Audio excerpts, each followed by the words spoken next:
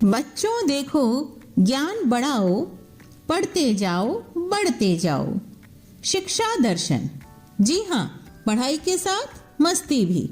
यह शिक्षा विभाग राजस्थान सरकार द्वारा बच्चों को टीवी के माध्यम से पढ़ाई का अपना एक अनूठा रोचक कार्यक्रम है। डीडी राजस्थान के अलावा अन्य 13 नेटवर्क चैनल पर एक साथ प्रसारित किया जा रहा है, जिसका नाम है शिक्षा दर्शन। इसके अंतर्गत आप कक्षा 1 से 12 तक वीडियो के माध्यम से अध्ययन कर सकते हैं। इस कार्यक्रम से आपको घर बैठे 5 दिन सभी विषयों की विषय वस्तु अत्यंत रोचक तरीके से समझाई जाएगी तथा शनिवार को विभिन्न क्षेत्रों की जानकारी आपको दी जाएगी। यह 3.25 घंटे चलने वाला कार्यक्रम है। राजस्थान राज्य शैक्षिक अनुसंधान एवं प्रशिक्षण परिषद उदयपुर के तत्वावधान में तैयार किया गया है। यह कार्यक्रम इस प्रकार रहेगा: कक्षा 9 से 10 दोपहर 12:30 से 1:30 बजे तक, कक्षा 11 से 12 1:30 बजे से 2:30 बजे तक व कक्षा 1 से 8 तक का कार्यक्रम 3 बजे से 4:15 तक रहेगा। प्यारे बच्चों, कैसे हो? आज हम कक्षा 9 व 10 की गणित और विज्ञान विषयों का अध्ययन करेंगे। कक्षा 9 में विज्ञान विषय में हमारे आसपास के पदार्थों के बारे में जानेंगे तथा गणित में बहुपद भाग 6 का अध्ययन करेंगे। कक्षा 10 हेतु बहुपद भाग 5 का व क्विज के रूप में बहुपद भाग 5 से ही कुछ प्रश्न पूछे जाएंगे। इसी प्रकार विज्ञान में अम्ल, क्षार व लवण के बारे में बताया जाएगा। तो तैयार हो जाइए गणित और विज्ञान के लिए।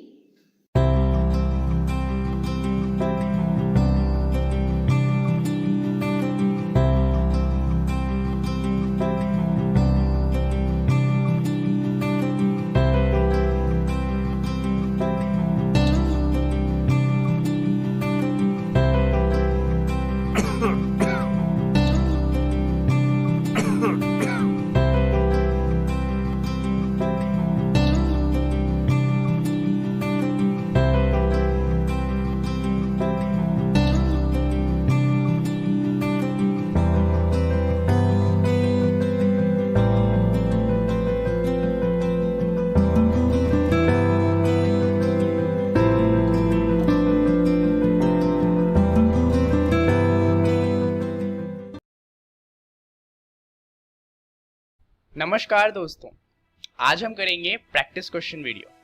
तो यहाँ पर हम कुछ क्वेश्चन देखने वाले हैं और ये सारे क्वेश्चन जो हैं वो अध्याय हमारे आसपास के पदार्थ से लिए गए हैं। अब इन क्वेश्चंस को करने का उद्देश्य ये है कि आपको ये पता चल सके कि एग्जाम में जो सवाल पूछे जाएंगे वो किस तरह से पूछे जाएंगे, और उससे ज्यादा आपको ये पता चल सके कि उन सवालों का उत्तर किस तरीके से देना है कि आपको ज्यादा से ज्यादा अंक प्राप्त हो सके। तो चलिए इसी के साथ शुरुआत करते हैं पहले क्वेश्चन से। तो जो पहला क्वेश्चन है वो बहुत सिंपल सा है। हमसे पूछा गया है कि निम्नलिखित तापमानों को केल्विन इकाई में परिवर्तित कैसे किया जाएगा। हमें पहला दिया हुआ है 25 डिग्री सेल्सियस और दूसरा दिया हुआ है 373 डिग्री सेल्सियस, और इन्हें हमें बदलना है केल्विन इकाई में। तो जैसा कि हम जानते हैं, डिग्री सेल्सियस को केल्विन में बदलने के लिए हम क्या करते हैं, 273 को ऐड कर देते हैं। वहीं अगर केल्विन से डिग्री सेल्सियस में बदलना हो तो 273 माइनस कर देते हैं। तो यहाँ पर भी आंसर हम कुछ इसी तरीके से करेंगे। 25 डिग्री सेल्सियस में जब हम 273 को ऐड कर देंगे तो ये हमारा बन जाएगा केल्विन। तो हमारा उत्तर कितना आ जाएगा, 298 केल्विन। परंतु यहाँ पर जो 298 केल्विन दिया गया है ये दरअसल सही उत्तर तो नहीं है, परंतु आपको वो नंबर पूरे मिल जाएंगे, क्योंकि यहाँ पर जो हमने 273 जोड़ा है इसकी जगह हमें दरअसल 273.15 जोड़ना होता है, और इससे अगर हम उत्तर निकालें तो हमारा उत्तर आता है 298.15। परंतु आप देखेंगे कि 298 और 298.15 में ज्यादा अंतर नहीं है। तो अगर आप 273 ऐड करेंगे तो भी आपका उत्तर सही ही माना जाएगा, और 273.15 ऐड करेंगे तो भी आपका उत्तर सही माना जाएगा। अब ये समझ में आ गया हो तो आप 373 को भी कर ही सकते हैं। उसका उत्तर आ जाएगा हमारा 646 केल्विन। तो होपफुली आपको पहला जो सवाल है वो समझ आ गया होगा। चलिए दूसरा सवाल देखते हैं। तो हमारा दूसरा सवाल हमसे पूछता है कि आखिर पदार्थ क्या है। अब इस पूरे अध्याय में हमने पदार्थ की ही बात करी है, पदार्थ के भौतिक गुण और फिर बहुत सारी चीजों की बात करी है। तो यहाँ पर पदार्थ को बताना बड़ा ही आसान हो जाता है। शुरुआत करते हैं पदार्थ के डेफिनेशन को देखते हुए। तो पदार्थ क्या होता है? विश्व की प्रत्येक वस्तुएं जिस सामग्री से बनी है उसे पदार्थ यानी कि मैटर कहते हैं। मतलब कि जो भी चीज बना हुआ है वो जिस भी चीज से बना है उसकी जो सबसे छोटी इकाई है उसे कहा जाता है पदार्थ। पदार्थ या फिर जो वस्तुएं होती हैं वो कुछ स्थान घेरती हैं, अर्थात जिसका एक आयतन होता है तथा कुछ द्रव्यमान होता है, उन्हें ही हम पदार्थ कहते हैं। जैसे कि आप उदाहरण के लिए आप जिस डेस्क पर बैठे हैं वो डेस्क अभी कुछ जगह ले रही है, तो उसका एक आयतन है और उसका कुछ भार भी होगा, तो उसका एक द्रव्यमान भी है। आयतन का मतलब होता है कि उसने जितनी जगह घेरी है और द्रव्यमान का मतलब होता है कि उसका मास यानी कि उसका वजन कितना है। तो आप समझ गए होंगे, जिस भी चीज का एक आयतन हो और द्रव्यमान हो वो पदार्थ कहलाता है। अब पदार्थ जो होते हैं वो बहुत छोटे छोटे कणों से मिलकर बने होते हैं। ये कण इतने छोटे होते हैं कि इन्हें आंखों से नहीं देखा जा सकता। मतलब कि अगर आप किसी दूरबीन का या किसी मशीन का इस्तेमाल नहीं करेंगे तो आप सीधा आंखों से जो पदार्थ के छोटे कण हैं उनको नहीं देख सकते। तो इस तरीके से आपको पदार्थ के बारे में बताना है। अब अगर आप अपने अध्याय को याद करेंगे तो आप पाएंगे कि पहले लोग क्या कहते थे कि पदार्थ 5 तरह के होते हैं, जिसे हम पंच तत्व भी कहते हैं, जहां पर उन्होंने धरती, आग, हवा इस तरीके से पदार्थों को बांटा था। परंतु जो हमारे वैज्ञानिक हैं उन्होंने पदार्थ को 2 भागों में बांटा है। तो आप इस बात को भी इस सवाल में लिख सकते हैं कि आधुनिक वैज्ञानिकों ने पदार्थ को उनके भौतिक तथा रासायनिक गुणधर्मों के आधार पर 2 भागों में वर्गीकृत किया है। यहाँ पर भौतिक और रासायनिक का क्या मतलब है? भौतिक का मतलब होता है उसके भौतिक गुणधर्म, जैसे कि कोई वस्तु ठोस होती है, कोई द्रव होती है या फिर कोई गैस अवस्था में होती है, तो ये उसका भौतिक गुणधर्म है। रासायनिक की बात करें तो क्या होता है कि कुछ चीजों में जंग लगता है, कुछ चीजों में नहीं लगता, या फिर कुछ चीजें बड़ी आसानी से जल जाती है। तो इस तरह की चीजें जो होती हैं उन्हें कहा जाता है रासायनिक गुणधर्म। और इसी के बेसिस पे हमने जो पदार्थ है उनको 2 भागों में बांटा है। तो ये था हमारा दूसरा सवाल। चलिए देखते हैं तीसरे सवाल को। तो तीसरा सवाल हमसे पूछता है कि पदार्थ के कणों के अभिलक्षण गुण क्या क्या हैं। अब जैसा कि हमने जाना कि पदार्थ छोटे छोटे कणों से मिलकर बना होता है, तो उन कणों के भी तो कुछ गुण होते होंगे, उन्हें ही कहा जाता है कणों के अभिलक्षण गुण। अब अगर आपको अध्याय याद हो तो हमने 3 तरह के अभिलक्षण गुणों की बात करी थी। तो यहाँ पर हमें उत्तर भी उस तरीके से लिखना है। सबसे पहले हम गुण का नाम लिखेंगे, जैसे कि पदार्थ के कणों के बीच में रिक्त स्थान होता है। अब इसके अंदर हम सब पॉइंट्स बनाएंगे जहां पर हम ये बताएंगे कि ये रिक्त स्थान का क्या मतलब है। पदार्थ सूक्ष्म कणों से बना होता है और उसके बीच में कुछ रिक्त स्थान होता है।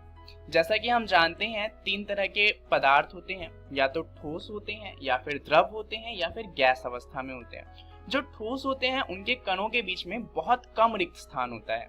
अगर हम द्रव की बात करें यानी कि लिक्विड, तो उनके बीच में थोड़ा ज्यादा स्थान होता है। और अगर हम गैस की बात करें तो गैस के बीच में जो कणों के बीच में स्थान होता है वो तो बहुत ज्यादा होता है। तो यहाँ पर आप डायग्राम चाहें तो वो भी बना सकते हैं। इसके बाद हम एक एग्जाम्पल भी दे सकते हैं जहां पर हम बताएंगे कि कणों के बीच में रिक्त स्थान कैसे होता है। जैसे कि अगर हम नमक को पानी में घोलते हैं तो वह जल में विलीन हो जाता है, क्योंकि नमक के सूक्ष्म कण जल के सूक्ष्म कणों के बीच रिक्त स्थानों में समावेशित हो जाते हैं। अब इसका मतलब क्या है कि जब हम नमक को पानी में घोलते हैं तो पानी के कणों के बीच में जो जगह होती है नमक वहां पर चले जाते हैं। तो इससे हमें ये पता चलता है कि पदार्थ के कणों के बीच में एक रिक्त स्थान होता है। अगला गुण है पदार्थ के कण निरंतर गतिशील होते हैं। अब ये हमें पता ही है कि जो पदार्थ के छोटे छोटे कण हैं वो निरंतर गतिशील होते हैं। उदाहरण के लिए जब घर में किचन में खाना बन रहा होता है तो हमें घर के अंदर बैठे बैठे पता चल जाता है कि खाना बन रहा है, और कई बार तो हम पता भी कर लेते हैं कि खाना बन क्या रहा है। तो यहाँ पर हम लिख सकते हैं कि पदार्थ के कण निरंतर गतिशील होते हैं, अर्थात उनमें गतिज ऊर्जा होती है। अब इस गतिज ऊर्जा का क्या मतलब है? किसी भी चीज में वो ऊर्जा जिससे वो गति करे उसे गतिज ऊर्जा कहते हैं। उदाहरण के लिए अगर आप बॉल को उठाएं और उसे फेंक दें तो जो बॉल आगे जाएगी वो ऐसा इसलिए होगा क्योंकि आपके हाथ से बॉल के अंदर एक गतिज ऊर्जा गई है, जिससे उसमें ऊर्जा आ गई चलने की और वो आगे जा पाया। तो गतिज ऊर्जा वो ऊर्जा होती है जिससे कोई वस्तु आगे जा सकती है, जिससे उसमें गति आ सके। तो पदार्थ के कण निरंतर गतिशील होते हैं क्योंकि उनमें गतिज ऊर्जा होती है। अब यहाँ पर हमने बात करी थी तापमान की, कि तापमान से किस तरह से गतिज ऊर्जा प्रभावित होती है। तो पदार्थ के कणों की गतिज ऊर्जा तापमान के बढ़ने के साथ साथ बढ़ जाती है तथा तापमान के घटने के साथ साथ घटती रहती है। यही कारण है कि जब हम तापमान बढ़ा देते हैं तो पानी के जो कण हैं उनकी गतिज ऊर्जा बहुत ज्यादा हो जाती है और वो आपस में एक दूसरे से अलग हो जाते हैं और भाप में बदल जाते हैं। चलिए देखते हैं अगला गुण क्या है। तो तीसरा गुण था कि पदार्थ के कण एक दूसरे को आकर्षित करते हैं। यहाँ पर पदार्थ के कणों के बीच में एक बल कार्य करता है जो पदार्थ के कणों को एक साथ जोड़े रखता है। पदार्थ के कणों के बीच में यह आकर्षण बल का सामर्थ्य अलग अलग पदार्थों में अलग अलग होता है। उदाहरण के लिए अगर आप चौक को पकड़कर तोड़े तो बड़ी आसानी से टूट जाता है, क्योंकि उसके कणों के बीच में जो आकर्षण होता है वो उतना ज्यादा प्रभावशाली नहीं होता। वहीं पर अगर हम एक कील की बात करें तो आप हाथ से पकड़कर उसे नहीं तोड़ सकते। ऐसा इसलिए क्योंकि उनके कणों के बीच में जो बल होता है वो बहुत ज्यादा होता है। तो हम ये कह सकते हैं कि कुछ पदार्थों के कणों के बीच का यह आकर्षण बल काफी अधिक होता है, वहीं पर कुछ पदार्थों के कणों के बीच का यह आकर्षण बल काफी कम होता है। और यही कारण है कि कुछ चीजें कठोर होती हैं और कुछ चीजें मुलायम होती हैं। जैसे कि लोहे का आकर्षण बल बहुत ज्यादा होता है इसलिए वो कठोर है, वहीं चौक की बात करें तो उसका आकर्षण बल बहुत कम होता है और इसीलिए वो बड़ी आसानी से टूट जाता है। और यही कारण है कि चौक मुलायम होता है। चलिए ये हमारा तीसरा सवाल खत्म होता है। देखते हैं हमारे चौथे सवाल पर। तो चौथा सवाल है ठोस अवस्था के गुणधर्म क्या क्या है। अब यहाँ पर आप सीधा ठोस अवस्था लिखकर उसके गुणधर्म लिख सकते हैं।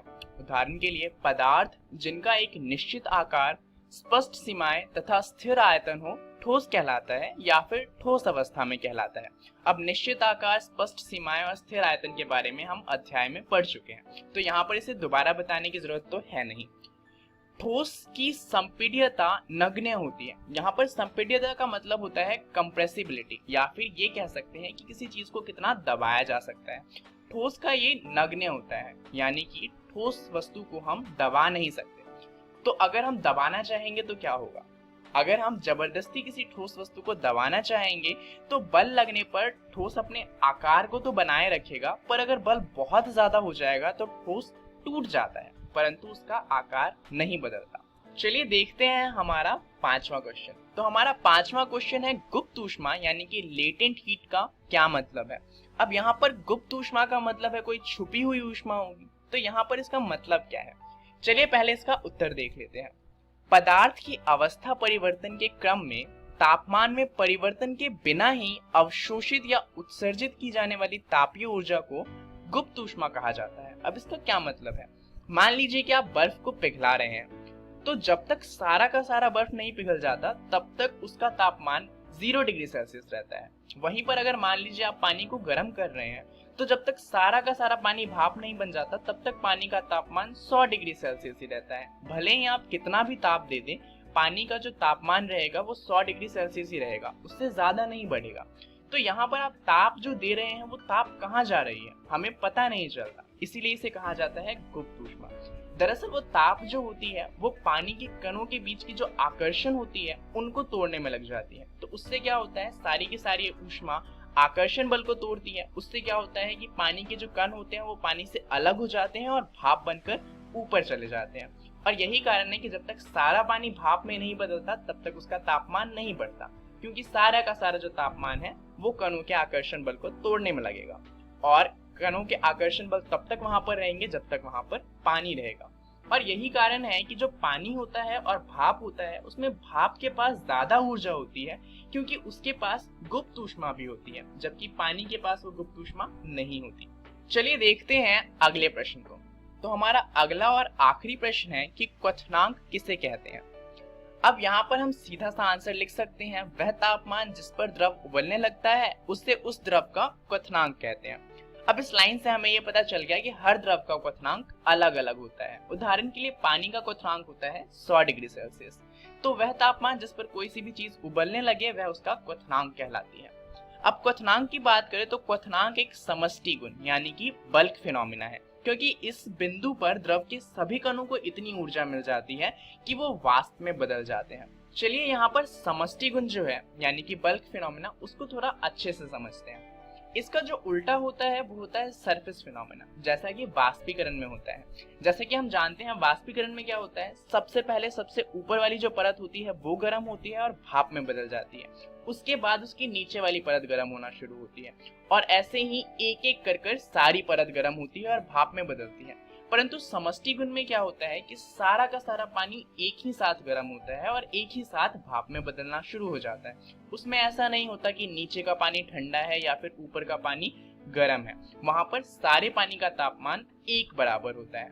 उदाहरण के लिए यहाँ पर पानी का जो क्वथनांक होता है वो होता है 100 डिग्री सेल्सियस, यानी कि जब आप पानी को गर्म करेंगे तो वहां पर सारा का सारा पानी जब 100 डिग्री सेल्सियस पर पहुंच जाएगा तब उसका वाष्प में बदलना शुरू हो जाएगा। तो इसलिए पानी का क्वथनांक 100 डिग्री सेल्सियस होता है। तो ये कुछ सवाल थे जिस तरह के सवाल आपके एग्जाम में पूछे जा सकते हैं। तो यहाँ पर आपको समझ आ गया होगा कि किस तरह के सवाल आ सकते हैं और उनका उत्तर किस तरह से करना है। तो आप ऐसे सवाल की प्रैक्टिस करते रहिएगा। इस वीडियो के लिए इतना ही, धन्यवाद। नमस्कार दोस्तों, आज हम कक्षा 9वीं की गणित का पाठ 2 पढ़ने वाले हैं जिसका नाम है बहुपद। आज के इस वीडियो में हम देखेंगे कुछ प्रैक्टिस क्वेश्चंस। ये प्रैक्टिस क्वेश्चंस आपके लिए परीक्षा के दृष्टिकोण से बहुत ही ज्यादा महत्वपूर्ण है। तो चलिए आगे बढ़ते हैं और शुरू करते हैं हम हमारा आज का भाग। हमारा पहला प्रश्न है px जो कि बराबर है x की घात 3 जमा 1 के, उसे हमें भाग देना है x जमा 1 से और शेषफल ज्ञात करना है। इस प्रकार का एक प्रश्न आपने बहुपद भाग 3 में किया होगा। तो चलिए शुरू करते हैं हम इस सवाल को हल करना, जहां भाजक है हमारा x जमा 1 और भाज्य है हमारा x की घात 3 जमा 1। इस प्रश्न को हम 2 तरीके से हल कर सकते हैं। पहला तरीका है लंबे भाग से और दूसरा तरीका है शेषफल प्रमेय द्वारा। इस वीडियो में हम इस प्रश्न को अभी लंबे भाग से हल करेंगे। बहुपद का विभाजन करने के लिए हमें कुछ चरणों का प्रयोग करना होता है जो आपने हमारे कॉन्सेप्चुअल वीडियो में सीखा होगा। सबसे पहला चरण होता है भाज्य और भाजक को मानक रूप में लिखने का, लेकिन हमारे इस प्रश्न में यह मानक रूप में ही मिले हुए हैं। दूसरा चरण है हमारा जिसमें हम भाज्य के पहले पद को भाजक के पहले पद से भाग देते हैं, यानी कि हम यहाँ x की घात 3 को भाग देंगे x से, जिससे हमें प्राप्त होगा x की घात 2 जो हो जाएगा हमारे भागफल का पहला पद। तीसरा चरण है हमारा जिसमें हम भाजक को भागफल के पहले पद से गुणा करेंगे, यानी कि x जमा 1 को गुणा करेंगे हम x की घात 2 से, जिससे हमें मिलेगा x की घात 3 जमा x की घात 2। अब हम इस गुणनफल को भाज्य से घटा देंगे, जिससे हमें प्राप्त होगा घटा x की घात 2 जमा 1, जो यहाँ हमारा प्राप्त शेषफल है। अब हम घटा x की घात 2 जमा 1 को नया भाज्य मान लेंगे और भाजक हमारा वही रहेगा, यानी कि x जमा 1। अब हम हमारे दूसरे चरण को पुनः लागू करेंगे, यानी कि घटा x की घात 2 को भाग देंगे x से, जिससे हमें प्राप्त होगा घटा x, और घटा x हो जाएगा हमारे भागफल का दूसरा पद। अब हम हमारे भाजक को गुणा करेंगे हमारे भागफल के दूसरे पद से, यानी कि x जमा 1 को गुणा करेंगे घटा x से, जिससे हमें मिलेगा घटा x की घात 2 घटा x। अब हम हमारे गुणनफल घटा x की घात 2 घटा x को भाज्य से घटा देंगे जिससे हमें प्राप्त होगा x जमा 1। अब हम x जमा 1 को नया भाज्य मान लेंगे और भाजक हमारा वही रहेगा यानी कि x जमा 1। अब हम हमारे दूसरे चरण को पुनः लागू करेंगे जैसा कि हमने पिछली बार किया था, यानी कि x को हम भाग देंगे x से जिससे हमें मिलेगा 1 और 1 हो जाएगा हमारे भागफल का तीसरा पद। अब हम हमारे भाजक को गुणा करेंगे हमारे भागफल के तीसरे पद से, यानी कि x जमा 1 को हम गुणा करेंगे 1 से जिससे हमें प्राप्त होगा x जमा 1। अब हम हमारे इस गुणनफल को घटा देंगे हमारे भाज्य से जिससे हमें प्राप्त होगा शेषफल 0। यानी कि जब हम px बराबर x की घात 3 जमा 1 को भाग देते हैं x जमा 1 से तो हमें शेषफल मिलता है 0। अब हम बढ़ते हैं हमारे दूसरे प्रश्न की तरफ जो कि है 6 गुणे y की घात 2 जमा 5y घटा 6 का मध्य पद विभक्त विधि से गुणनखंडन करना। 6 गुणे y की घात 2 जमा 5y घटा 6 में हमारा मध्य पद है 5। अब हमें इस 5 को दो संख्याओं में बांटना है p और q में, जिससे जब हम उन दो संख्याओं को जोड़ें तो हमें मिले 5 और जब हम उन संख्याओं को गुणा करें तो हमें मिले घटा 36। यह घटा 36 हमें हमारे व्यंजक में अचर संख्या और हमारे पद 6 गुणे y की घात 2 की गुणांक को गुणा करके मिला है, यानी कि घटा 6 गुणे 6 जो कि बराबर होता है घटा 36 के। अब हम 36 के गुणनखंड निकालेंगे जो कि होते हैं 1, 2, 3, 4, 6, 9, 12, 18, 36। अब हम घटा 36 के गुणनखंड युग्म को देखेंगे जो कि होते हैं घटा 1 गुणे 36 जो कि बराबर होते हैं घटा 36 के, घटा 2 गुणे 18 जो कि बराबर होते हैं घटा 36 के, घटा 3 गुणे 12 जो कि बराबर होते हैं घटा 36 के, घटा 4 गुणे 9 जो कि बराबर होते हैं घटा 36 के, घटा 6 गुणे 6 जो कि बराबर होते हैं घटा 36 के, 1 गुणे घटा 36 जो कि बराबर होते हैं घटा 36 के, 2 गुणे घटा 18 जो कि बराबर होते हैं घटा 36 के, 3 गुणे घटा 12 जो कि बराबर होते हैं घटा 36 के, 4 गुणे घटा 9 जो कि बराबर होते हैं घटा 36 के। इन गुणनखंड युग्म में हमारे जब हम 9 और घटा 4 को जोड़ते हैं तो हमें मिलता है 5 और 9 और घटा 4 को गुणा करने के बाद हमें मिलता है घटा 36 जैसा कि आपने अभी देखा। अब हम 6 गुणे y की घात 2 जमा 5 गुणे y घटा 6 को लिख सकते हैं 6 गुणे y की घात 2 जमा 9 जमा घटा 4 गुणे y घटा 6, जिसे सरलीकरण करने के बाद हमें प्राप्त होगा 6 गुणे y की घात 2 जमा 9y घटा 4y घटा 6। 6 गुणे y की घात 2 को हम लिख सकते हैं 3y गुणे 2y और 6 को हम लिख सकते हैं 2 गुणे 3। अब हम 6 गुणे y की घात 2 की जगह पर 3y गुणे 2y को प्रतिस्थापित करेंगे और 6 की जगह पर 2 गुणे 3 को प्रतिस्थापित करेंगे जिससे हमें प्राप्त होगा 3y गुणे 2y जमा 9y घटा 4y जमा 2 गुणे 3, जिसे सरलीकरण करके हम लिख सकते हैं 3y गुणे 2y जमा 3 घटा 2 गुणे 2y जमा 3।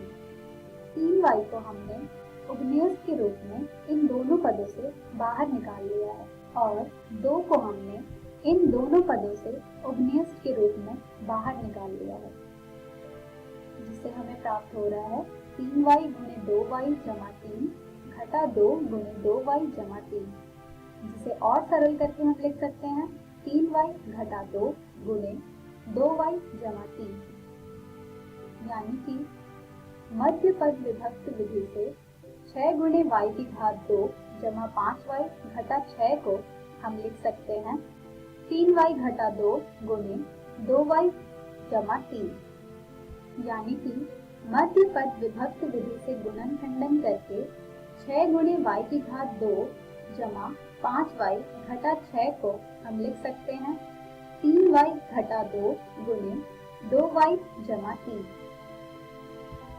आज के इस वीडियो में हमने सीखा कुछ प्रैक्टिस क्वेश्चन। इस तरह के बहुत सारे सवाल आपके एनसीईआरटी पुस्तक में दिए हुए हैं, जिसे आप अच्छे से हल करें।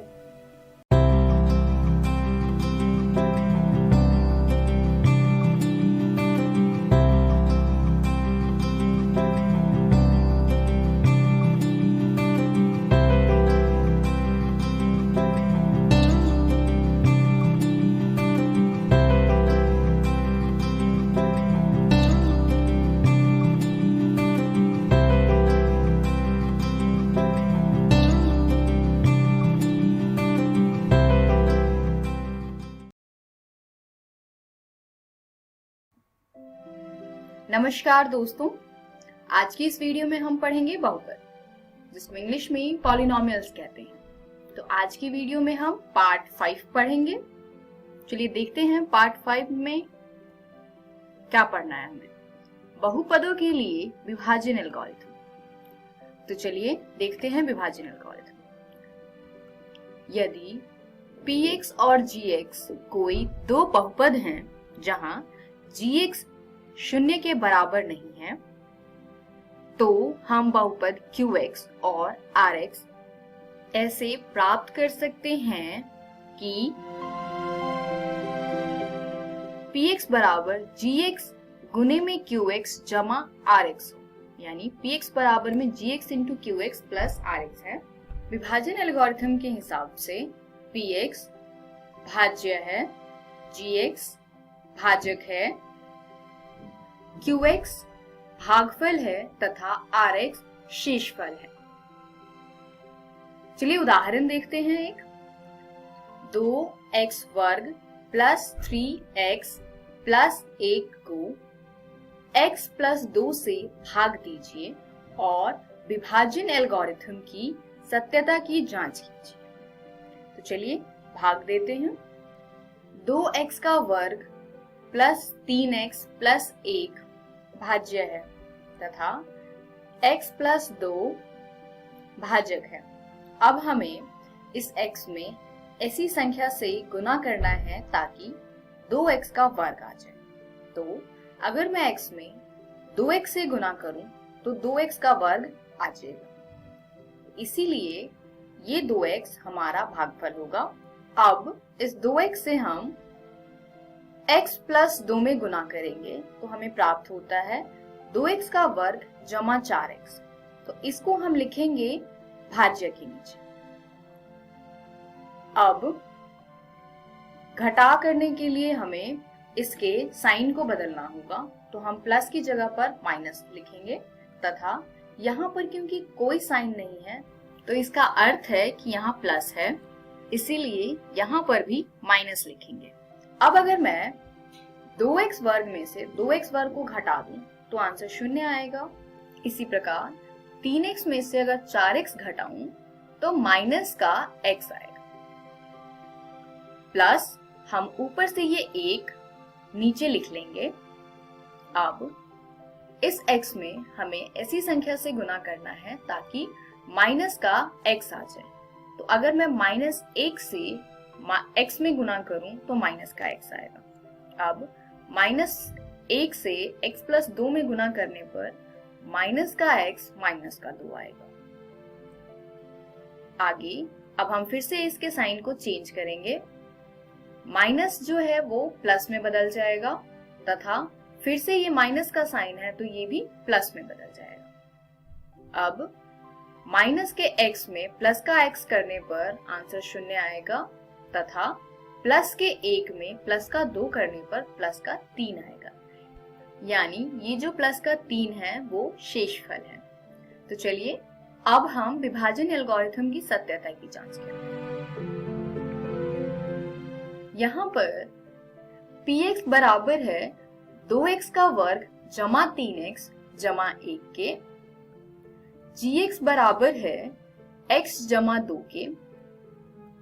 qx बराबर है 2x माइनस 1 के तथा rx बराबर है 3 के। तथा विभाजन एल्गोरिथम होता है px बराबर में gx इनटू में qx प्लस rx। तो यहाँ पे हम मान रखते हैं px, gx, qx तथा rx का। तो ये आएगा 2x का वर्ग प्लस 3x प्लस 1 बराबर में x प्लस 2 गुने में 2x माइनस 1 प्लस 3। इसको आगे हल करने पर यह आएगा 2x का वर्ग minus x plus 4x minus 2 plus 3।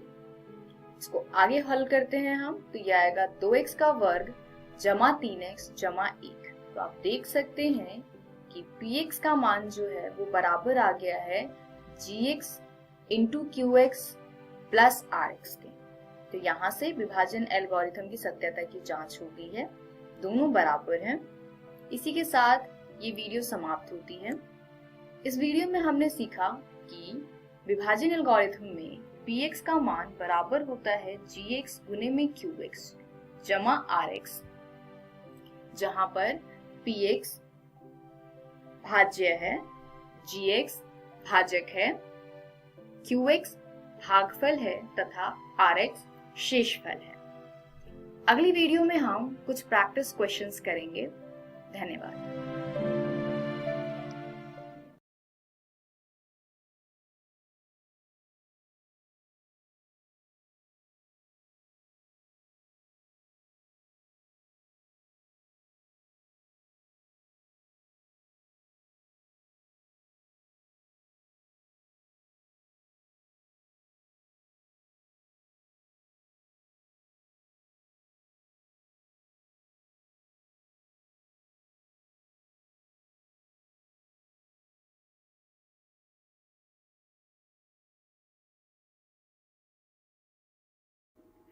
नमस्कार दोस्तों, आज की इस वीडियो में हम पढ़ेंगे बहुपद, जिसको इंग्लिश में पॉलिनोमियल्स कहते हैं। तो इस वीडियो में हम करेंगे कुछ प्रैक्टिस क्वेश्चंस। चलिए देखते हैं एक क्वेश्चन। 2x की पावर 4 माइनस 3x की पावर 3 माइनस 3x की पावर 2 प्लस 6x माइनस 2 के सभी शून्य ज्ञात कीजिए यदि आपको इसके दो शून्यक वर्गमूल 2 और माइनस वर्गमूल 2 ज्ञात है। हल देखते हैं। क्योंकि दो शून्यक वर्गमूल 2 और माइनस वर्गमूल 2 हैं, इसीलिए x माइनस वर्गमूल 2 गुने में x प्लस वर्गमूल 2 जो कि बराबर आता है x का वर्ग माइनस 2 दिए गए बहुपद का एक गुणक है। अब हम विभाजन एल्गोरिथम का प्रयोग करेंगे और दिए गए बहुपद को x वर्ग माइनस 2 से भाग करेंगे। दोस्तों, आप इस प्रश्न के हल को अपनी कॉपी में नोट करते रहें, क्योंकि एग्जामिनेशन पॉइंट ऑफ व्यू से ये प्रश्न बहुत ही इंपॉर्टेंट है। अब भाग देने के लिए हमने बहुपद को भाज्य के रूप में लिखा है तथा इसके गुणक यानी x वर्ग माइनस 2 को भाजक के रूप में लिखा है। अब भाग देने के लिए आपको पता होगा स्टेप्स कैसे करते हैं हमें क्या करना है, हमें x वर्ग में किसी ऐसी संख्या से गुणा करना है ताकि 2x की पावर 4 आ जाए। इसके लिए हम क्या करेंगे, 2x की पावर 4 को भाग देंगे x स्क्वायर से यानी x वर्ग से, तो बराबर आएगा 2x का स्क्वायर यानी 2x वर्ग। अब इसको हम भागफल की जगह पर लिखेंगे और इस भागफल से हम इसके भाजक को पूरी तरीके से गुना करेंगे, यानी 2x वर्ग से हम गुना करेंगे x वर्ग माइनस 2 को। इससे हमें प्राप्त होगा 2x की पावर 4 माइनस 4x की पावर 2।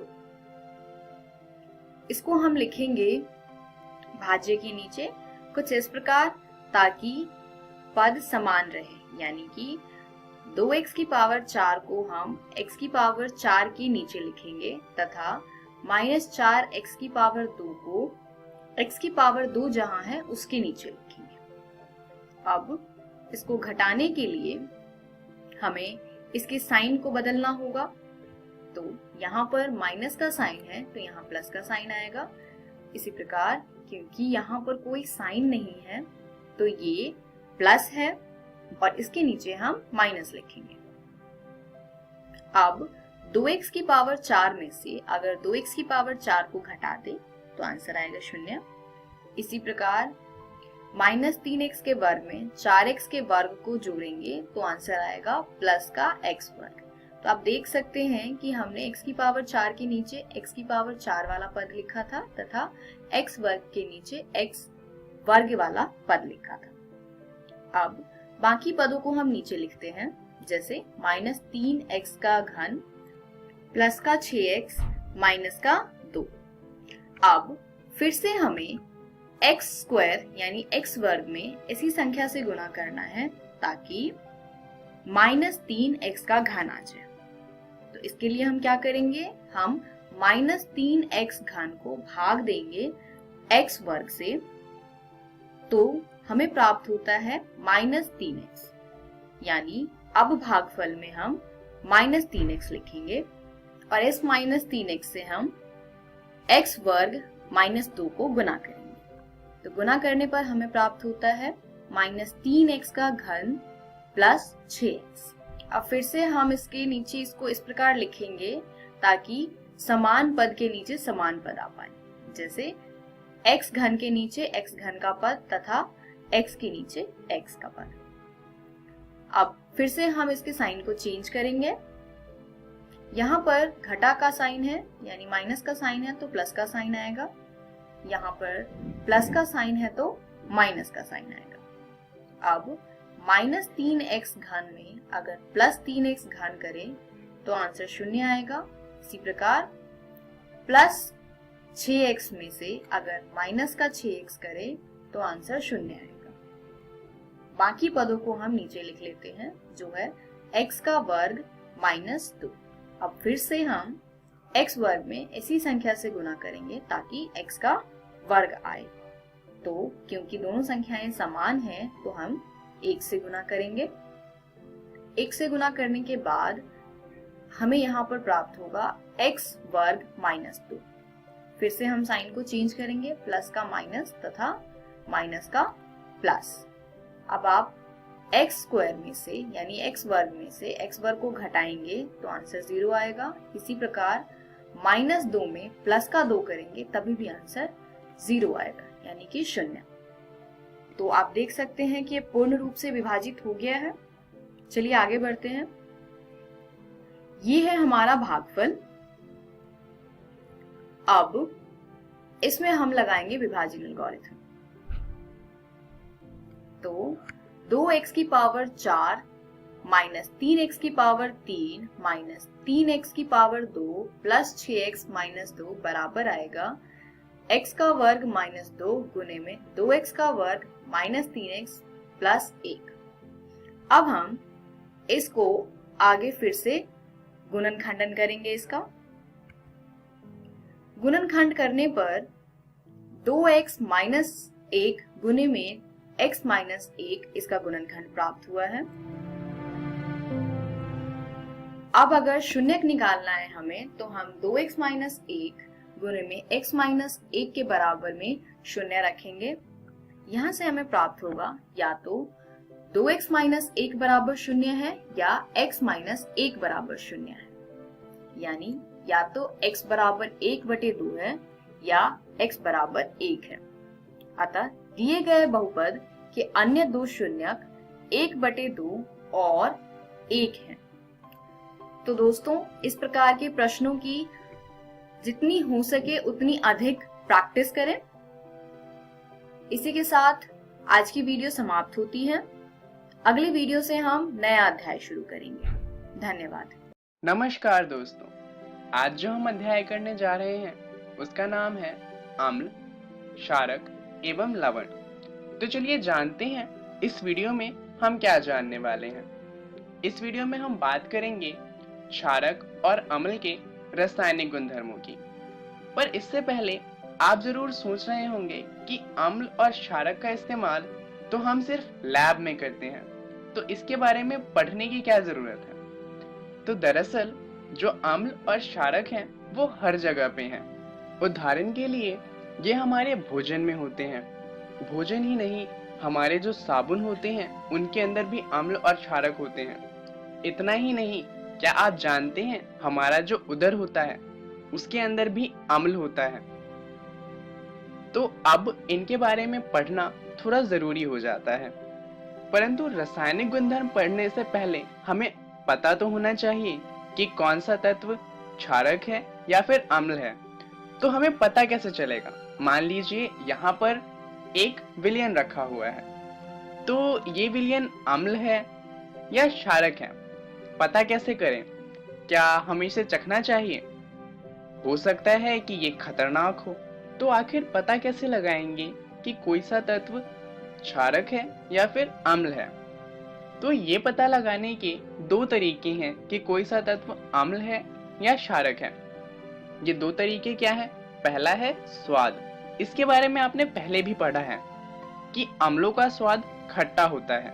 उदाहरण के लिए अगर हम नींबू की बात करें तो नींबू अम्ल होता है, उसके अंदर सिट्रिक एसिड होता है, इसलिए उसका स्वाद खट्टा होता है। वहीं क्षारकों की बात करें तो वो कड़वा होता है। उदाहरण के लिए कॉफी में क्विनाइन होता है जो कि एक क्षारक है, जिस वजह से कॉफी कड़वी लगती है। परंतु हम हर तत्व को चख के तो नहीं देख सकते, तो ये तरीका उतना इस्तेमाल नहीं किया जाता। इसके बदले हम इस्तेमाल करते हैं सूचकों का। 3 तरीके के सूचक होते हैं जो पता लगाने में मदद करते हैं कि कोई सा तत्व अम्ल है या क्षारक है। पहला है प्राकृतिक सूचक, दूसरा है संश्लेषित सूचक और तीसरा है सूंघने वाला सूचक। चलिए इन तीनों के बारे में थोड़ा विस्तार से जानते हैं। प्राकृतिक सूचक की बात करें तो इसके उदाहरण है लिटमस पेपर। इसके बारे में तो आप जानते ही होंगे, इसके ऊपर आपने कई सारे क्रियाकलाप भी किए होंगे।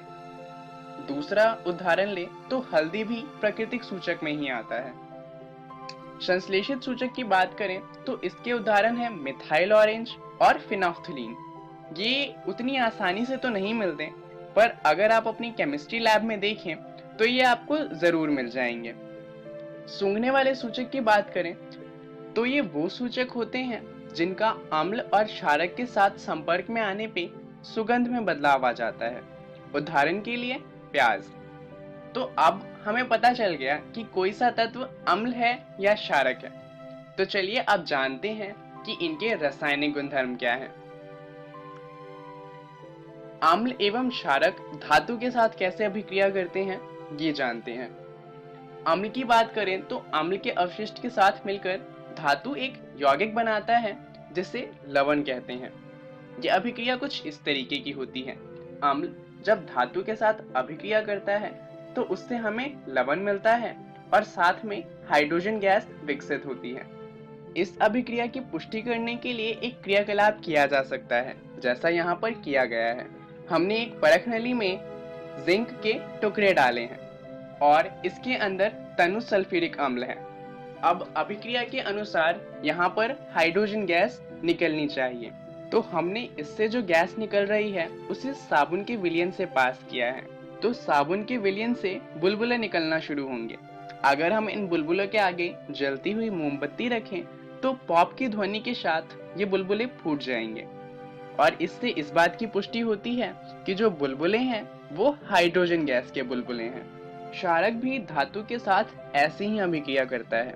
चलिए इसका एक उदाहरण देख लेते हैं। जब सोडियम हाइड्रोक्साइड जो कि एक क्षारक है उसके साथ जिंक की अभिक्रिया होती है जो कि एक धातु है, तो हमें इससे लवण मिलता है जिसका नाम है सोडियम जिंकेट और जिसका सूत्र होता है Na2ZnO2 और साथ में हमें हाइड्रोजन गैस मिलती है। चलिए अब बात करते हैं कि धातु कार्बोनेट और धातु हाइड्रोजन कार्बोनेट अम्ल के साथ कैसे अभिक्रिया करते हैं। एक उदाहरण से शुरू करते हैं। यहाँ पर हम देख सकते हैं सोडियम कार्बोनेट जब हाइड्रोक्लोरिक अम्ल के साथ अभिक्रिया करता है तो उससे हमें लवण मिलता है NaCl और साथ में कार्बन डाइऑक्साइड गैस मिलती है और जल मिलता है।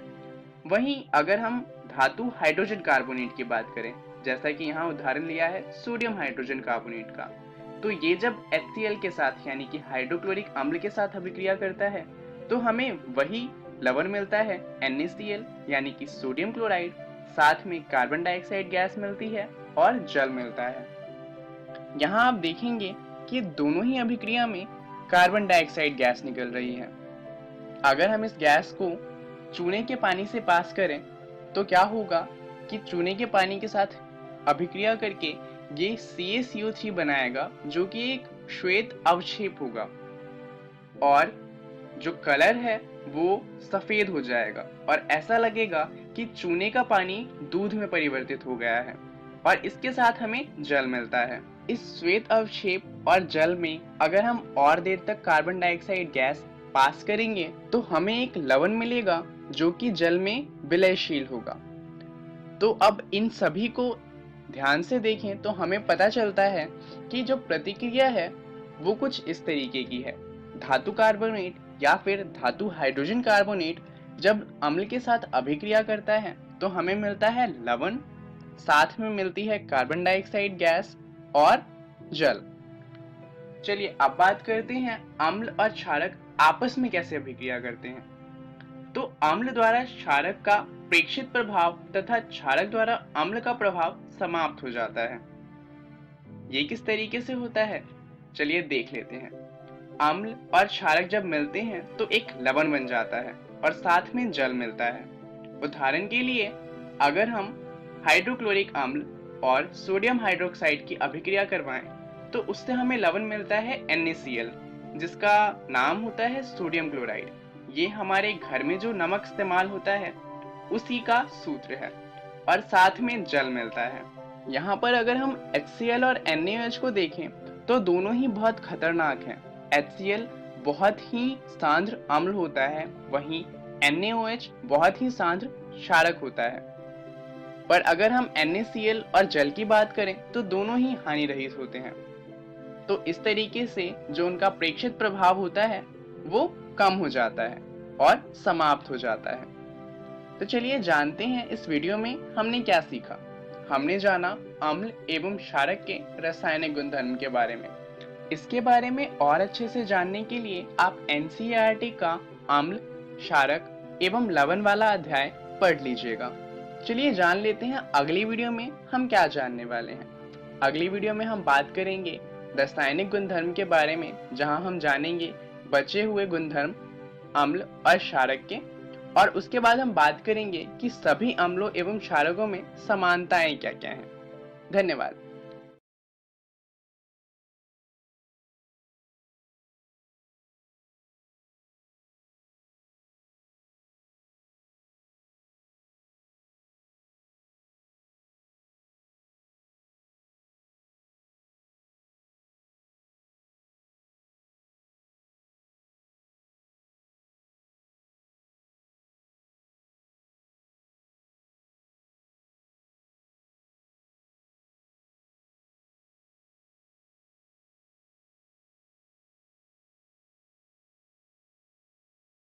नमस्कार दोस्तों, आज जो हम अध्याय करने जा रहे हैं उसका नाम है अम्ल, क्षारक एवं लवण। आज हम इसका दूसरा भाग करेंगे। तो चलिए जानते हैं इस भाग में हम क्या जानने वाले हैं। इस भाग में हम जानेंगे अम्ल एवं क्षारक के रासायनिक गुणधर्म के बारे में, और उसके बाद हम जानेंगे कि सभी अम्लों और क्षारकों में समानताएं क्या क्या हैं। तो चलिए शुरुआत करते हैं रासायनिक गुणधर्मों को जानते हुए। इस गुणधर्मों के बारे में हमने पिछले भाग में भी जाना था, अब हम इसके आगे जानेंगे। इन स्थितियों पर ध्यान दीजिए।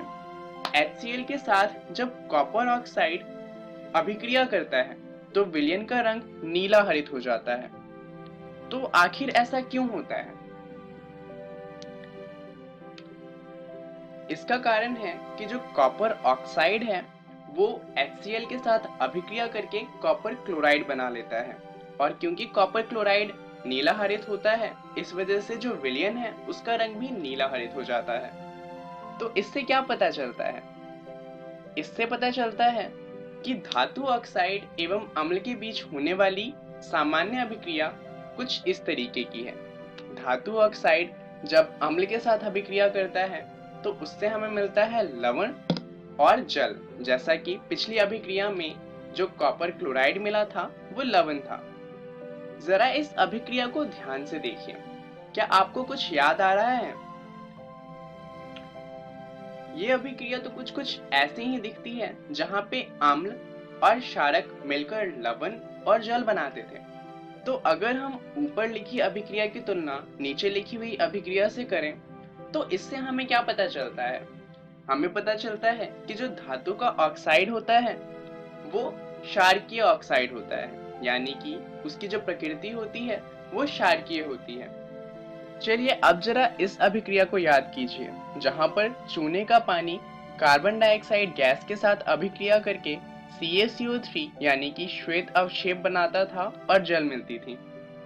यहाँ पर ध्यान दीजिए, तो चूने का पानी क्षारक है, ये तो हम जानते ही हैं। श्वेत अवक्षेप एक लवण ही है और साथ में जल मिल रहा है।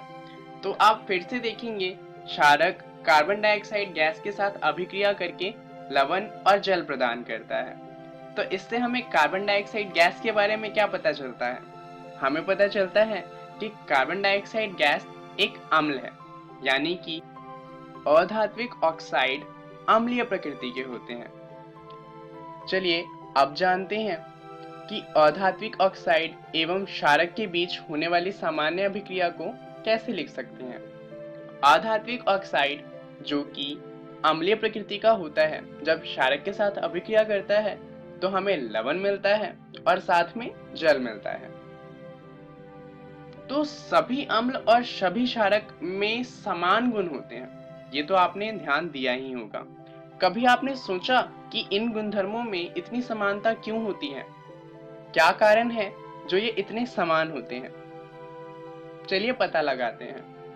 हमने देखा कि जितने भी धातु थे उन सभी के साथ अभिक्रिया करने पे जो अम्ल होते हैं वो हाइड्रोजन गैस उत्पन्न करते हैं। तो इससे क्या पता चलता है? इससे इतना तो पता चले जाता है कि जितने भी अम्ल होते हैं उन सभी में हाइड्रोजन होता है। तो क्या इसका मतलब ये है कि जितने भी हाइड्रोजन युक्त यौगिक हैं वो सभी अम्लीय होते हैं? चलिए पता लगाते हैं। इसके लिए हम एक क्रियाकलाप देखते हैं। यहाँ पर हमने किया क्या है कि हमने एक बीकर लिया है और हमने इसके अंदर 2 कील लगाई हैं और वो एक बल्ब से जुड़े हुए हैं। अब यहाँ पर अगर हम कोई विलयन डालते हैं जो विद्युत का सुचालक होगा तो बल्ब जलेगा, परंतु अगर विलयन विद्युत का सुचालक नहीं होगा तो बल्ब नहीं जलेगा। अब हमने यहाँ पर एक तनुकृत अम्लीय विलयन डाला और हम ये देखेंगे कि जो बल्ब है वो जलेगा। तो इससे हमें क्या पता चलता है? विलयन में विद्युत धारा का प्रवाह आयनों के द्वारा होता है। अब हम ये जानते हैं कि अम्ल में H+ का घनायन होता है, तो इससे हमें ज्ञात होता है कि अम्ल विलयन में हाइड्रोजन आयन उत्पन्न करता है, जिसके कारण वो विद्युत का प्रवाह कर पाता है। तो हाइड्रोजन आयन के कारण अम्ल का गुणधर्म अम्लीय होता है, हमें इतना पता चल जाता है। तो चलिए जानते हैं इस वीडियो में हमने क्या सीखा। सबसे पहले हमने बात करी अम्लों के रासायनिक गुणधर्मों के बारे में, और फिर हमने ये जाना कि सभी अम्ल एवं क्षारकों में समानताएं क्या हैं। इसके बारे में और अच्छे से जानने के लिए आप NCERT की किताब का अम्ल, क्षारक एवं लवणों वाला अध्याय पढ़ लीजिएगा। चलिए जानते हैं कि अगली वीडियो में हम क्या जानने वाले हैं। अगली वीडियो में हम बात करेंगे जलीय विलयन में अम्ल या क्षारक का क्या होता है और pH क्या होता है। धन्यवाद।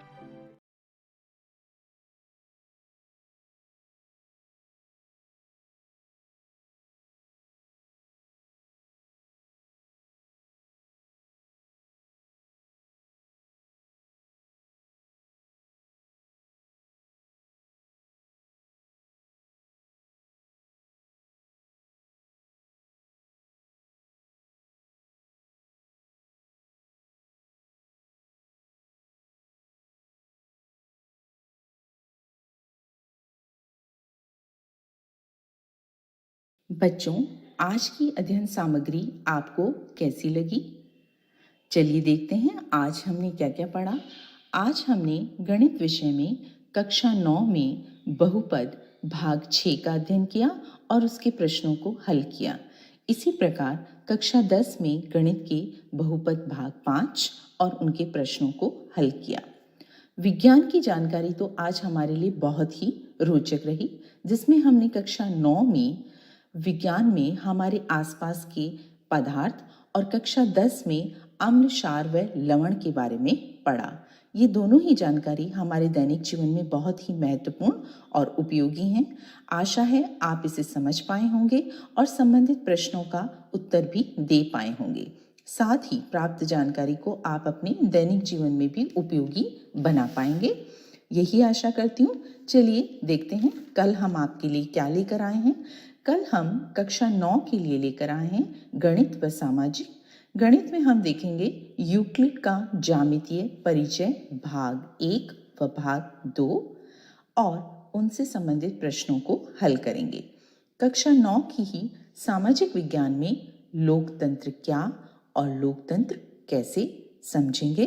कक्षा 10 में विज्ञान में अम्ल, क्षार व लवण के भाग 3 और भाग 4 का अध्ययन करेंगे तथा सामाजिक विज्ञान में खनिज और ऊर्जा संसाधन भाग 2 और भाग 3 का अध्ययन करेंगे। तो ये रहे कल के कार्यक्रम। बच्चों, पुनः फिर वही, यदि आप कहीं भी इन विषयों को लेकर के सशंकित रहते हैं या आपको समझ नहीं आता है तो आप शिक्षा दर्शन डीडी राजस्थान पर YouTube चैनल पर चलाकर इसे पुनः देख सकते हैं। आज के लिए इतना ही, कल पुनः मिलते हैं। धन्यवाद। बच्चों, आपको यह कार्यक्रम कैसा लगा? अपना सुझाव अवश्य दें। इस कार्यक्रम से संबंधित आपके मन में यदि कुछ सुझाव आता है या किसी भी तरह की शंका आपके मन में है तो आप हमें ईमेल एड्रेस पर भेज सकते हैं। हमारा ईमेल एड्रेस है शिक्षादर्शन rajasthan@gmail.com। धन्यवाद।